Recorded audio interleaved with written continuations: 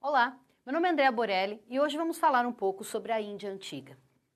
A Índia é um imenso país, né? Um país com muitas diferenças, um país onde você tem várias realidades geográficas diferentes, o que tornam a vida muito complicada, e no mundo antigo isso vai se tornar ainda mais sério.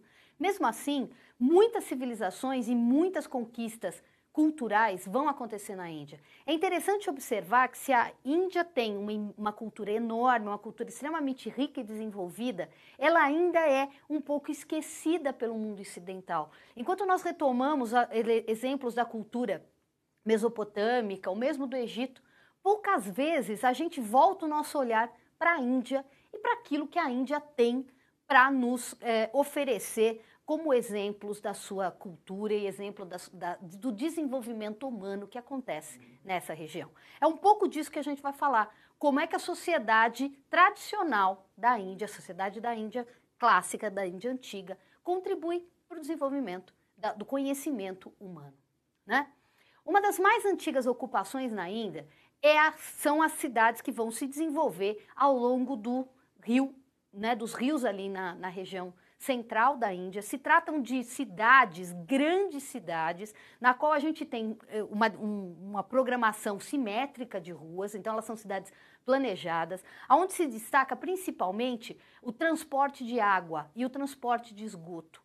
Nós conhecemos as características dessas cidades, né, iniciais que ocupam os vales da Índia, exatamente por conta dos vestígios arqueológicos de duas grandes cidades que foram tombadas pela Unesco, Mohenjo-Daro e Harappa. Hoje você pode ver como essas cidades se desenvolvem em torno dos sítios arqueológicos encontrados em Mohenjo-Daro e Harappa.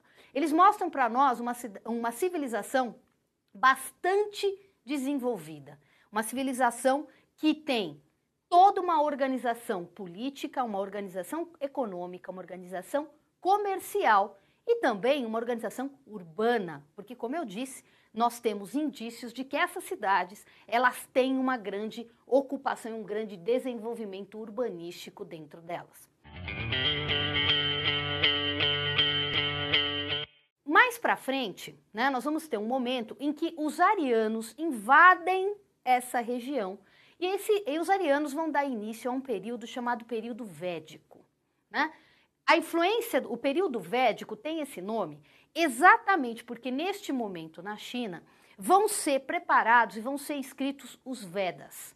O que são os Vedas? O Veda é um conjunto de livros, um conjunto de material escrito, na qual eu tenho mitos, na qual eu tenho regras de convivência, na qual eu tenho elementos religiosos, na qual eu tenho descrições de toda a convivência humana, né? Essa sociedade védica, ela vai dominar essa sociedade anterior, que você encontra em cidades como Harappa e Mohenjo-Daro, e dará início a uma nova forma de sociedade. Nessa nova forma de sociedade, a gente vai ver o surgimento do que nós chamamos castas. Nós não sabemos exatamente como é que essas castas surgiram, qual foi o objetivo principal dessas castas. Ao que tudo indica, estas castas, quando elas surgem, elas não são exatamente fechadas. Há um circular entre as castas, né? O que não vai acontecer depois. Parece que inicialmente as castas simplesmente descreviam o tipo de ocupação de um grupo, de uma pessoa, tá? Posteriormente, isso vai ser alterado, né? As castas, elas vão se tornar impossíveis de serem vencidas. Se você é brahmane, você vai continuar brahmane, você só pode se casar entre os brahmanes, né? Se você é sudra, você vai continuar sudra, você só pode se casar entre os sudras. Então, não há circulação entre as castas. Isso vai criar um sistema extremamente hierarquizado dentro da sociedade indiana. Isso parece, na verdade, ter a ver com o momento em que se solidifica na sociedade a ideia de que existe uma ordem natural. Uma ordem estabelecida, e esta ordem tem que ser seguida para que você tenha uma vida completa, feliz e adequada. quando você estabiliza essa ideia, se você é Brahmane, é porque você mereceu ser Brahmane, você está nessa condição porque é a ordem universal. Se você é Dalit, o excluído, o sem casta, é porque você mereceu isso, você está obedecendo à ordem universal. Quais são essas castas? Aqui em cima a gente tem os Brahmanes, eles estão ao topo da sociedade. São geralmente os estudiosos, são aqueles que são considerados os superiores. Aí você tem Kshatriyas e Vaishyas e Sudras. Esse pessoal é o meio aqui da sociedade, né? Onde a gente vai ter militares, onde a gente vai ter artesãos, onde a gente vai ter camponeses, cada um no seu quadrado, cada um ocupando o seu lugar, sem possibilidade de ascensão. Porque se você tentar ascender para fora da sua casta, você está desobedecendo a ordem universal. E você tem um grupo específico, e deles eu queria falar um pouquinho mais, que são os Dalits.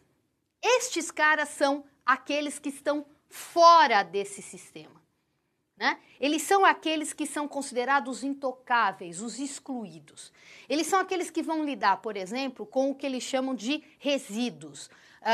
São as pessoas que lidam com os mortos, são as pessoas que vão lidar com a carne, com outros resíduos humanos, seja lá o que for. Eles são aqueles considerados sem casta. Eles não podem nem ser olhados pelos membros das outras castas, né? Isso vai criar uma sociedade que tem uma estrutura bastante fixa, porque essa estrutura passa a representar a ordem universal proposta pelos deuses e pelas forças que controlam o universo. Nesse momento, a gente vai ver consolidar uma série de elementos religiosos. Esses elementos religiosos já estavam presentes na sociedade, eles remontam lá aos mitos e lá aos elementos que vêm desde Mohenjo-Daro, das civilizações como Mohenjo-Daro e Harappa, até elementos da civilização védica. Esses elementos, na qual eu vejo a descrição da história dos deuses, dos mitos de fundação, de como a humanidade surge, como é que o mundo desaparece, tudo isso vai ser condensado num elemento que nós vamos chamar de hinduísmo. O hinduísmo tem uma forte tradição oral, né? Essa tradição oral remonta a muitos anos, como eu já disse, e ela vai ser consolidada nesta religião chamada hinduísmo.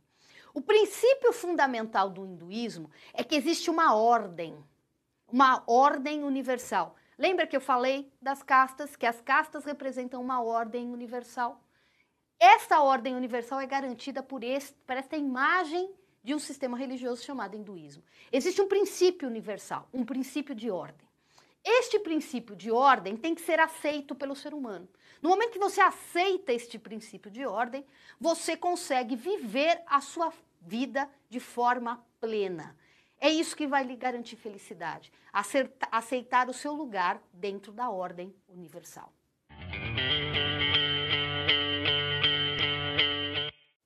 Essa religião ela vai ser extremamente importante dentro da vida dos hindus, mas ela também vai sofrer reformas. E dois grandes pensadores vão surgir na Índia e vão marcar o hinduísmo, inclusive repensar elementos do hinduísmo, para depois dar origem a religiões praticamente separadas. Um é o Mahavira, que vai dar origem ao janaísmo, e o outro é o Siddhartha Gautama, que a gente conhece por Buda. O nome dele é Siddhartha Gautama. Buda é um título, significa aquele que é iluminado, aquele que atingiu a iluminação. Boa parte do que o Siddhartha Gautama pensa, e aí é interessante a gente retomar um pouco da vida do Siddhartha Gautama, ele é nascido na nobreza indiana, e ele se assusta com o que ele chama de miséria humana.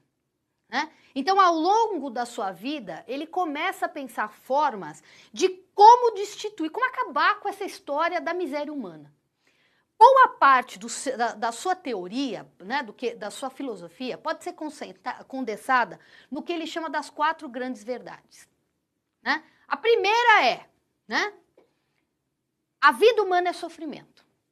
Por que ela é sofrimento? Porque você não vai, a experiência humana, ela não vai trazer felicidade. Exatamente porque ela é incompleta. A própria realidade, ela é a origem do sofrimento.